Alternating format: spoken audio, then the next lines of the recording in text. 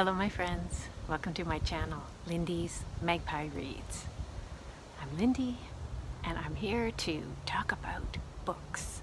I normally do Friday reads, but I have guests coming this weekend, so I thought I'd take advantage to tell you about some of the things that I finished lately while I have time. I have finished 6 books since my last video, and before I get to those, I just want to mention the magpies are fledgling, and I have been cat sitting for a friend, going over twice a day to spend time with her kitties and feed them. They are 2 adorable tortoiseshell short hairs, Katie and Sarah. And I had to stop coming in through the back door because there was this magpie baby causing her parents so much distress whenever I got near.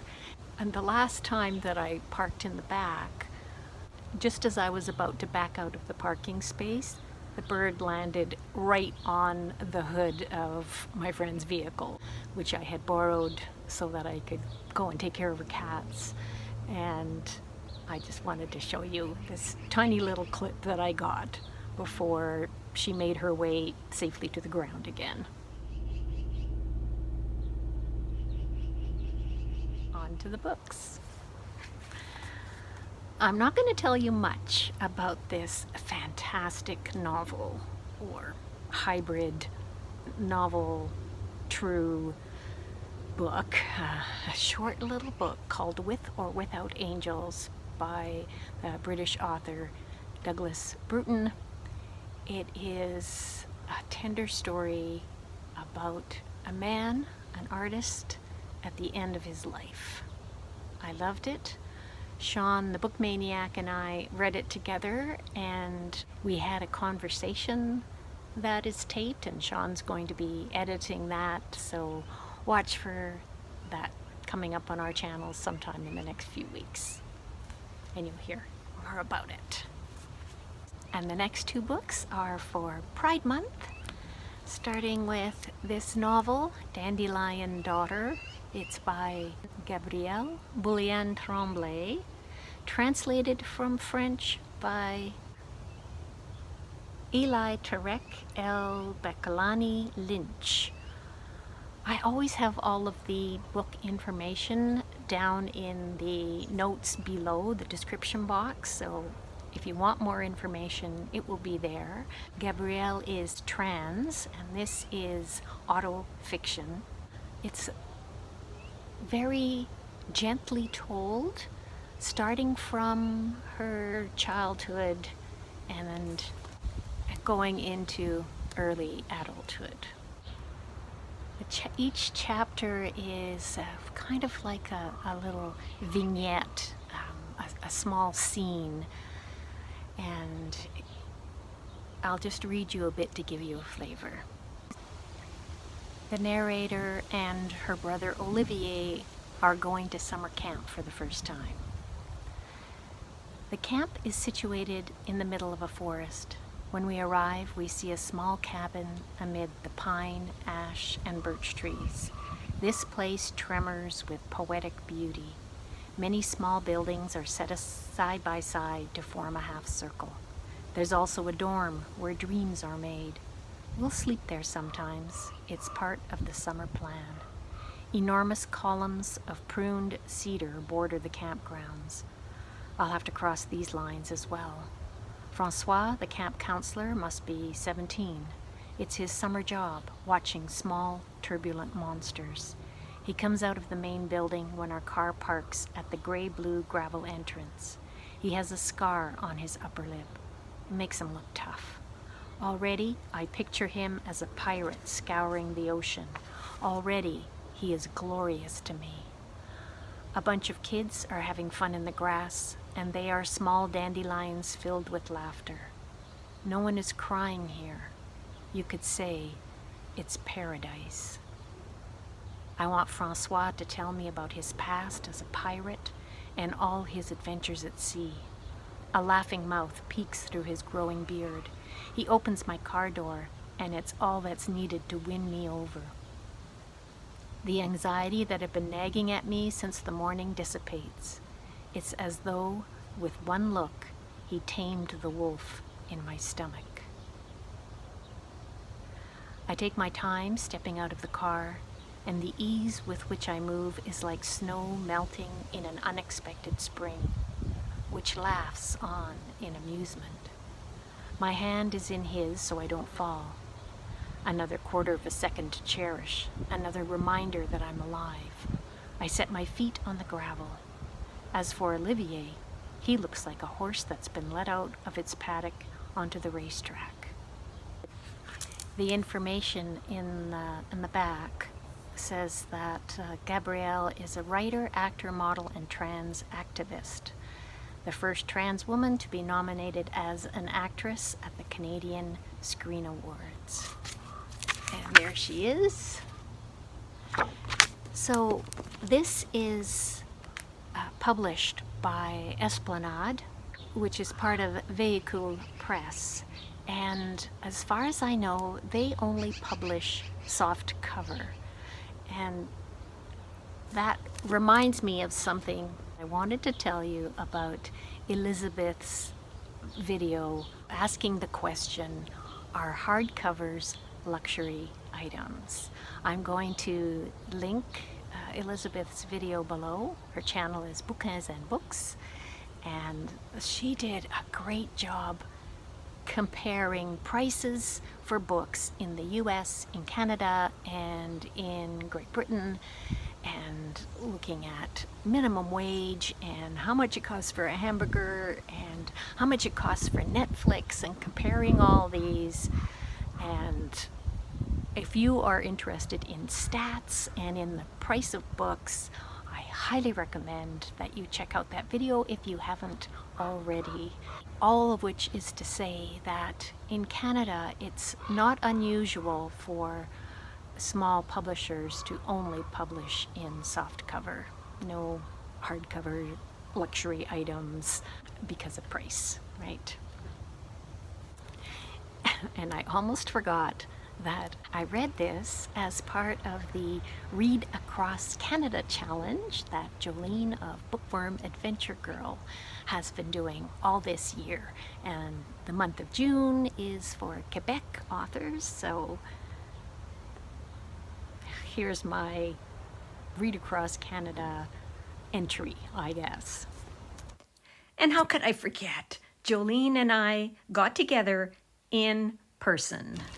Next up is another queer book, Mimosa. This is a novel by the non-binary cartoonist Archie Bongiovanni. So, another book for Pride Month, and this one is all about 4 queer friends. They have known each other for 10 years. They met when they all worked at the same restaurant. But over the course of a fairly short period of time, all kinds of things happen to challenge their friendship bonds. And the other thing that's going on is they're feeling too old for the lesbian dance parties that are happening, and so they decide to organize one for people in their 30s and up, so more mature lesbians. And in the final segment, we see what happens to these friends about another 10 years down the road. So one of them, Chris, is a non-binary single parent. They've gone through a kind of a messy divorce that's affected friendships in general. I've got a trans woman here, Jo, and she's got students at a band camp that she's leading. She doesn't want them to see her doing her other paid gigs, which is performing. So lots of interesting things going on, and you can see on the cover that they're all having brunch together, which is one of the ways that they keep their friendship strong. Maybe drinking one too many mimosas. I'll show you a little bit of the art inside. Joe is at a cafe reading, but what I love is the signboard outside says, "Fresh coffee. All are welcome except those who love Ayn Rand." There's a little bit more of Bongiovanni's very expressive artwork. If you look closely, you can spot books by trans authors like Manhunt and Stone Fruit. I love stuff like that. Next up, another graphic novel. This one's called Queenie, Godmother of Harlem. It is translated from French by the authors, who are both French. I think Elizabeth Colomba is of Martinique heritage, and so is the central character, Queenie. This novel is based on a real person, Harlem's legendary mobster, Stephanie St. Clair.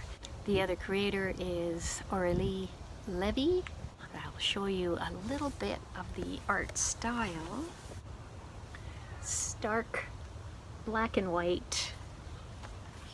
There's a lot of action in this. Dangerous world, being a mobster. Next up is a book that I read for Caribathon, which is going on until June 17th. Read something by an author from the Caribbean.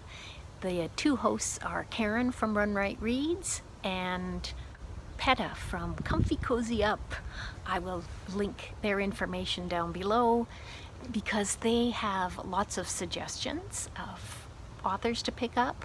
So it doesn't matter if it's not the Caribathon time period. By the time you pick it up, you could read Caribbean authors all year. So, what book did I read? Actually, it was an audiobook, When We Were Birds. It's by Ayanna Lord Banwo, and the audiobook edition is excellent. The story has got alternating narrators. Yejide, who's a woman in Trinidad whose family, the women in her family, have connections to the dead and helping souls make their journey. And the alternating narrative is with Darwin, who was raised Rastafarian. I learned that Rastafarians are not to have any contact with the dead whatsoever, but he's got no choice but to take this job at a graveyard. And yeah, so we have these alternating stories. Underhanded things are going on, and these two characters can help each other. So the audiobook has got two different narrators. Sydney Darius does Yejide's part, and Wendell Manwarren does Darwin's part. And I don't know anything about Sydney, but Wendell is an actor and music producer and carnival band leader, and his voice, actually both of them are just so good for this tale that has a lot of Trinidad patois in it, and the flavor really comes through. It's a lush setting, and you know, I was totally transported in this audiobook. And last book I'm going to tell you about, Victory Stand. This is a memoir by Tommie Smith, and there he is on the cover in 1968. He won a gold medal at the Olympics for breaking the world record for the 200-meter race. Did it in 20 seconds. And he and his fellow teammate John Carlos, when they got up on the victory podium against the rules of the Olympics, they raised their fists, which is what the subtitle of his memoir is, Raising My Fist for Justice. And there were serious consequences, but he says, we had to be seen because we were not heard. So part of the racial justice, equality movement going on, he raised his fists for the struggle. Blacks in the US and in South Africa. And I had never heard of Tommie Smith before, but whoa, was I ever impressed. His life story is told in a very compelling way with the help of Derrick Barnes, and the illustrations are by Dawud Anyabwile. I will show you a little bit of what the art is like. It's black and white.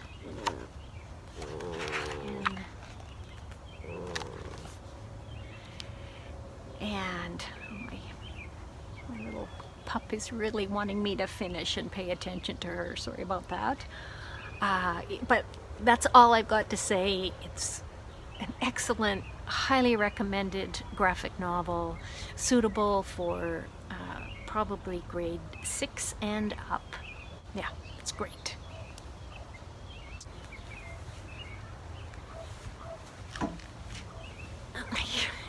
Here's Joni. She's going to help me say thank you for watching, and I will be back, I think, with the Friday reads, but it's probably going to be very short. I might have a special guest with me, so stay tuned for that. Meanwhile, happy reading to all of you. Take care.